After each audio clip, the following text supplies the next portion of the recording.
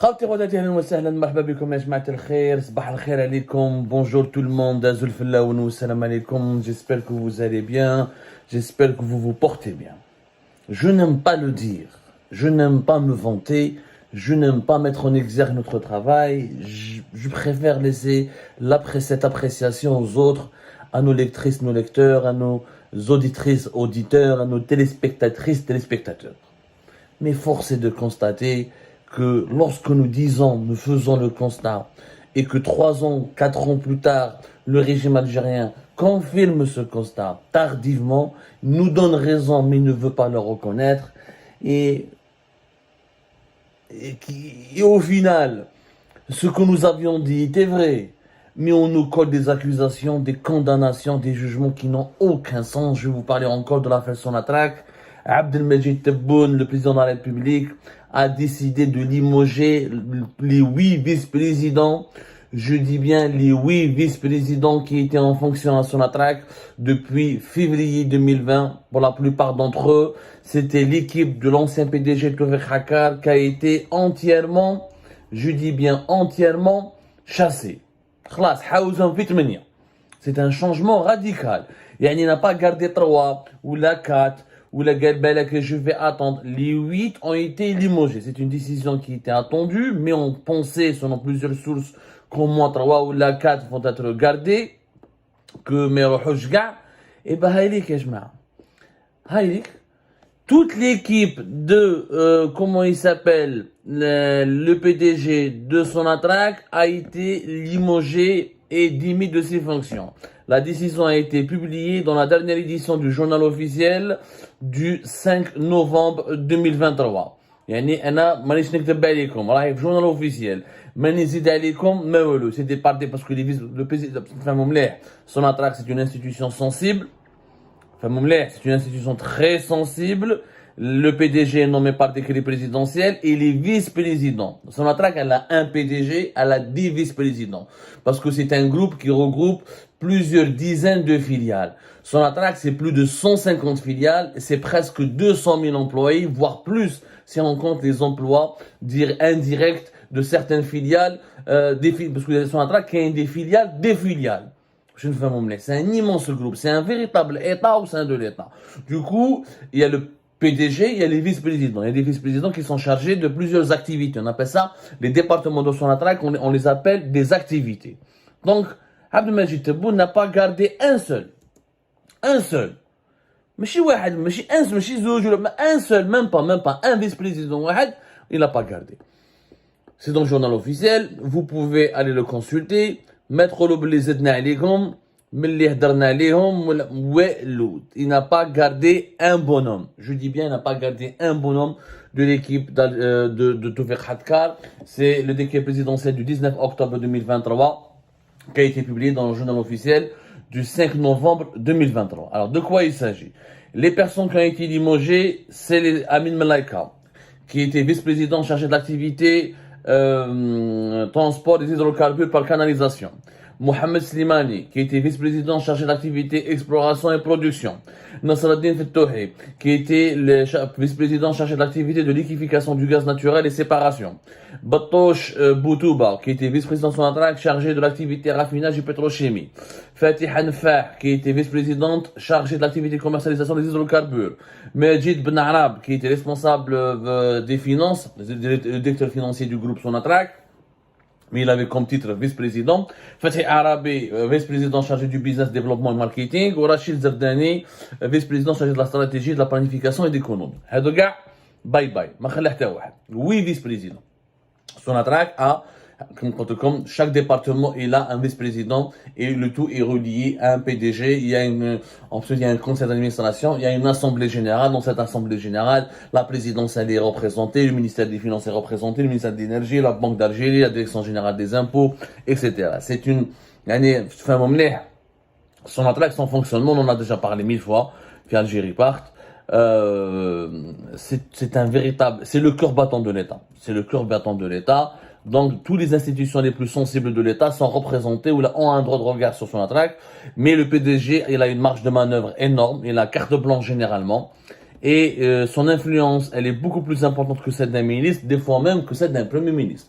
Le troisième personnage le plus important du pays après le président de la République, chef d'état-major, c'est comment on appelle ça? C'est PDG de Sonatrach. PDG de Sonatrach, mais franchement, c'est hyper important comme poste. Parce que c'est 96% des recettes en devises du pays, c'est entre 50 à 60% des recettes fiscales et budgétaires de l'État. C'est le corps de l'économie nationale, c'est entre 25, même entre 25 jusqu'à 30% de tout le PIB du pays. Vous connaissez l'importance de Sonatrach. Maintenant, pour celles et ceux qui disaient durant de 2000 parce que احنا هادو les vice-présidents شوفوا ما نطولش عليكم بزاف.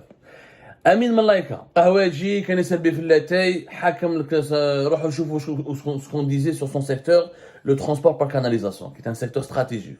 Nous avons bien expliqué récemment qu'il est cité dans l'un des plus grands scandales actuellement de corruption de Sonatrach. Oui, Sonatrach à l'époque, comme les canalisations, c'est les gazoducs, les oléoducs, c'est les pipelines. Et Sonatrach, chaque année, elle investit régulièrement, chaque 2 ans, entre chaque année et 2 ans, elle investit entre presque 2 milliards de dollars, des fois plus, pour changer ces pipelines. C'est important parce que les gazoducs, les oléoducs et les pipelines, il faut les changer, il faut les entretenir. Il faut à chaque fois construire un réseau de transport parce que le pétrole et le gaz, il faut l'extraire du sud du pays, ensuite le transporter jusqu'au site de production, de transformation, ensuite le transporter jusqu'au site des exportations, à savoir les ports pétroliers de Erzio notamment, de Bdjaya et de Skikda. C'est beaucoup d'argent. Tout ce que nous avons révélé sur lui, Amin Mlaika, il est sur Algérie Parle. Allez voir le nombre d'articles que nous avons écrits sur Amin Mlaika. Allez voir le nombre d'articles sur son incompétence, son profil totalement inadapté pour son poste, ses pratiques scandaleuses, le nombre d'incidents industriels très élevés de 2020, 2023, notamment de 2020, 2022, qui ont éclaté dans son secteur, ses pratiques de complotisme et ses pratiques claniques pour dégommer les cadres les plus compétents de sa direction et pour imposer son règne. Comment كيفاش هادو جماعة تاع التوفيق حكام Amin Mlaika, c'est l'un de leurs symboles les plus emblématiques, كيفاش كانوا يخدموا pour saboter son attaque de l'intérieur, comme ils sont incompétents, comme ils voulaient faire d'avoir des affaires au lieu de développer son attaque qui encore une fois de préserver ce joyau du pays. On en a parlé. Alors je vois Algérie Part, je tapais juste sur Algérie Part Amin Mlaika.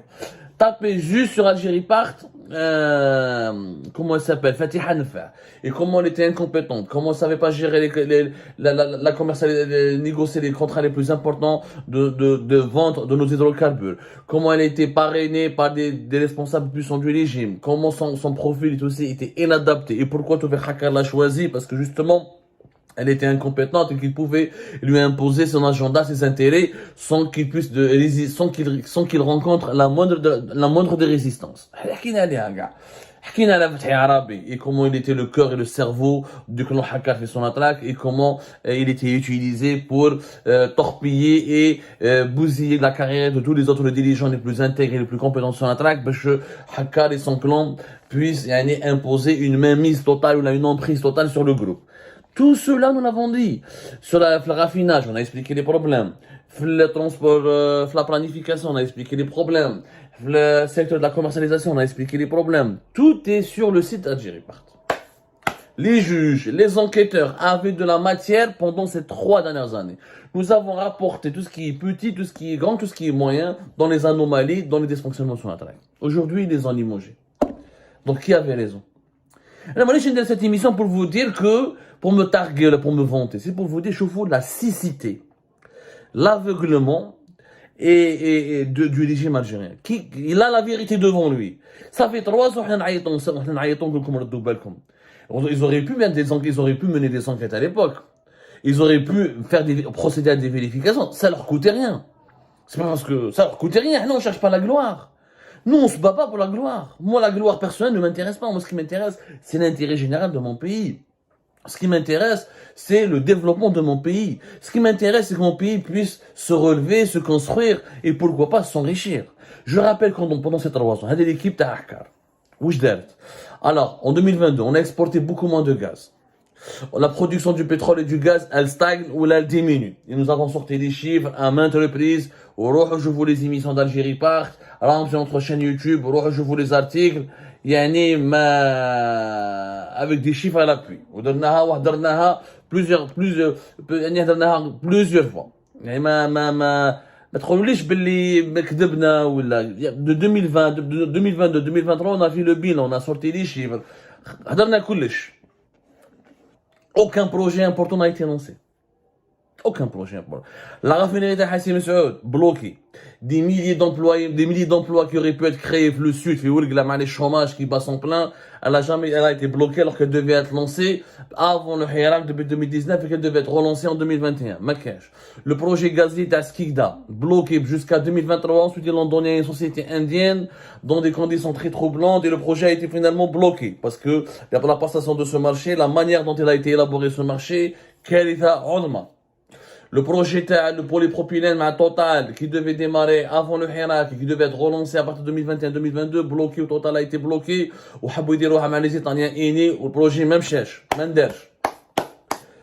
le projet gazier en Turquie deux groupes turcs qui devait être lancé bien avant le Hirak aussi qui devait être relancé à partir de 2021-2022 bloqué Makash. Toujours, rien n'a été fait pendant ces 3 dernières années. Rien. Nous avons vendu du gaz aux Italiens. On leur a donné en 2022 4 milliards de mètres cubes supplémentaires à des prix rabaissés, au rabais. Alors qu'on aurait pu développer le GNL, le gaz naturel liquéfié, le fameux gaz qui est vendu vendu à bord de méthanier parce que c'est du liquide. C'est du gaz qui est transformé en liquide pour être acheminé et vendu aux 4 coins de la planète, qui était très cher. C'est effectivement les prix du gaz vers l'Espagne ont été triplés par 3. On a négocié des prix plus intéressants avec l'Italie, beaucoup plus avantageux pour les Italiens, mais on aurait pu vendre notre GNL sur les marchés mondiaux, notamment sur le marché spot, c'est-à-dire c'est pas des contrats à long terme, c'est-à-dire c'est des prix qui se négocient au jour selon l'offre et la demande, on aurait pu gagner un max de fric. La production du GNL et les ventes du GNL ont baissé, et allez-y voir. Mais les chiffres on les a sortis. Les chiffres, on les a sortis يا جماعة. كلش في la chaîne YouTube تاعنا. روحوا شوفوا l'émission du 4 octobre 2023. روحوا شوفوا l'émission du 20 avril 2023. ما عندي ما نزيد لكم. Le bilan était extrêmement mauvais. Et les autorités algériennes savaient que ce bilan était mauvais depuis au moins 2022. Parce que l'actuelle équipe dirigeait son attaque depuis février 2020. 2021, un mauvais bilan, normalement dès 2022, il fallait les changer. Ils ont laissé passer 2022, alors que 2022, c'était l'année phare pour le gaz et le pétrole. C'était l'année pendant laquelle on aurait pu gagner au moins 80 milliards de dollars. On en a gagné à peine 60 et on a perdu entre 15 et 20 milliards de dollars bêtement. Parce que nous avions une équipe qui n'avait pas su comment booster la production, ni de négocier des nouveaux contrats, ni trouver des nouveaux débouchés pour notre pétrole et notre gaz, ni d'attirer les investisseurs étrangers pour lancer des projets pétroliers ou la gazier ou pour investir dans la pétrochimie. Dans le secteur de la production, les gisements qui ont été saccagés, les mauvaises décisions d'entretien, le gaz réinjecté qui a été détourné de sa vocation. On a tout expliqué encore une fois.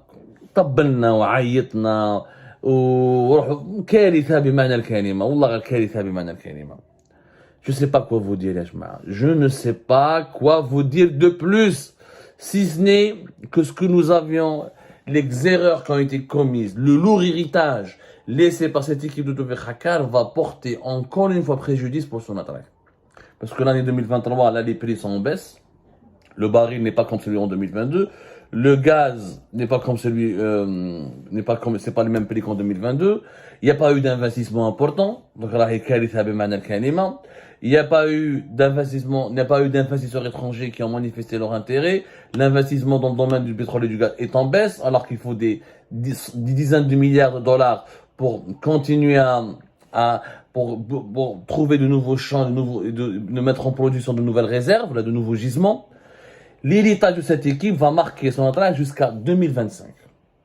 C'est-à-dire, c'est impossible que la nouvelle direction corrige les erreurs dans le secteur de la production, dans la commercialisation, dans le transport par canalisation, dans le marketing et le business développement en une année. C'est pas possible. C'est impossible. Maintenant, l'année 2024, on va subir des pertes et notre production du pétrole et du gaz va subir beaucoup de problèmes durant cette année aussi. Tout ça pour ça, parce que tu veux Hakal était protégé. Parce qu'en 2022, personne ne pouvait le toucher. Parce qu'il fallait attendre jusqu'à octobre 2023 pour qu'Abdelmajid Tebboune se réveille et découvre la vérité. Le PDG, et c'est l'équipe qui dominait son attaque, et c'est une véritable, c'était un gang, une mafia, aux ramifications au sein du régime algérien, avec comme seule priorité s'enrichir, de régler des intérêts mercantiles, de servir certains conseillers, de servir certains généraux. Il a découvert ça trop tard.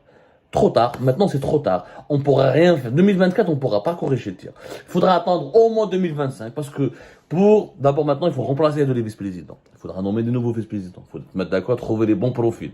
Il faudra lancer et limiter les dégâts. Ensuite, corriger les dégâts. Il faut trouver de nouveaux contrats, de nouveaux accords avec de nouveaux investisseurs. Il faut essayer de relever la production du pétrole et du gaz. Il faut ensuite trouver de nouveaux débouchés et de nouveaux clients. C'est un travail de 2 ans minimum. Ce n'est pas plus. Encore une fois, je suis optimiste en disant que c'était 2 ans, c'est 2 ans. Et normalement, ça peut nécessiter beaucoup plus de temps que cela. Rabbi Jibel Khayal. Et encore une fois, on a eu raison. On a eu raison. Pourquoi personne ne veut écouter le bon sens? Je ne sais pas. Ça me fait trop mal à notre pays et nous avons mal pour notre chère Algérie.